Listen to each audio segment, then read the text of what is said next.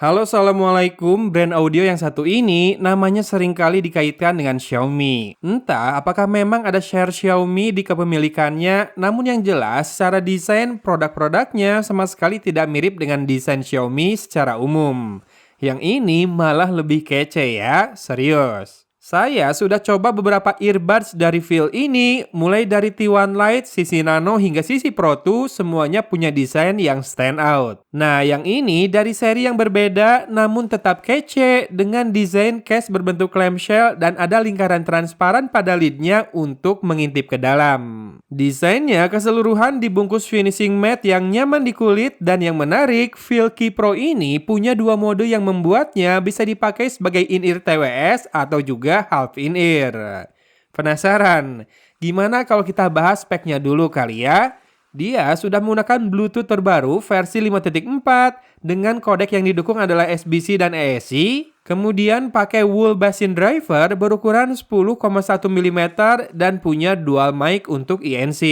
Sementara ANC-nya hadir dengan depth hingga minus 40 desibel dan punya rating waterproof IPX5.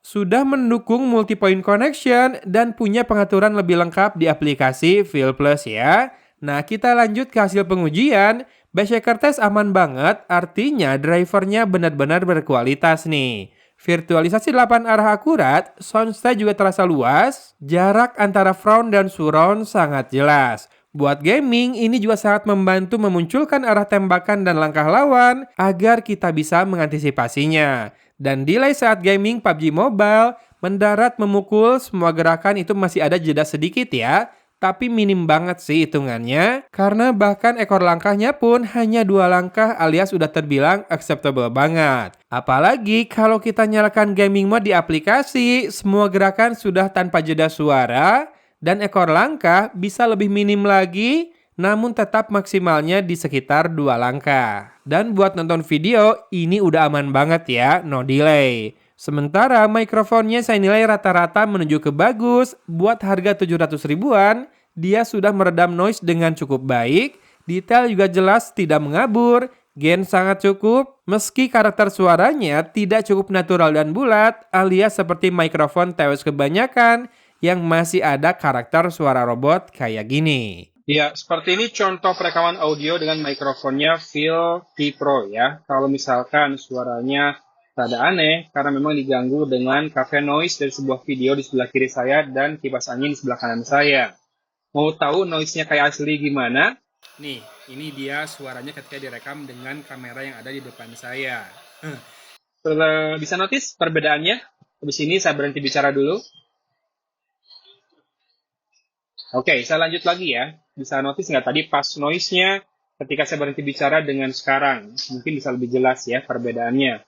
Nah, siap-siap habis ini saya sudah pause videonya, lalu saya akan matikan kipasnya. Sudah mulai, ya udah berhenti sama sekali si kipasnya.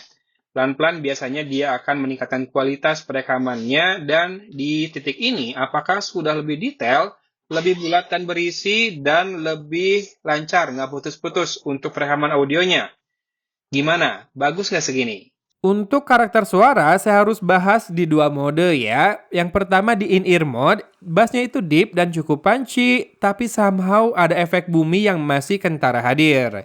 Layering bassnya terasa, tepiannya rapi dan cukup bulat, dan powernya medium to high. Dan vokalnya bening, balance banget, clarity-nya terjaga, dan treble memang gak bebas dari gaung, tapi sparklingnya hadir, ada ceringnya cukup clear dan gak menusuk. Lepaskan ear tips jadi half in-ear mode dan switch ke semi in-ear mode ini di aplikasi Feel Plus ya. Ini penting karena memang beda hasilnya jika hanya melepas ear tips saja. Dan hasilnya treble makin clear, enjoyable banget di semi in-ear mode ini. Sementara bass masih terasa punch-nya dan dari kedalaman juga masih terasa hentakannya. Dan vokal kok makin bening bersahaja gitu ya kerasa.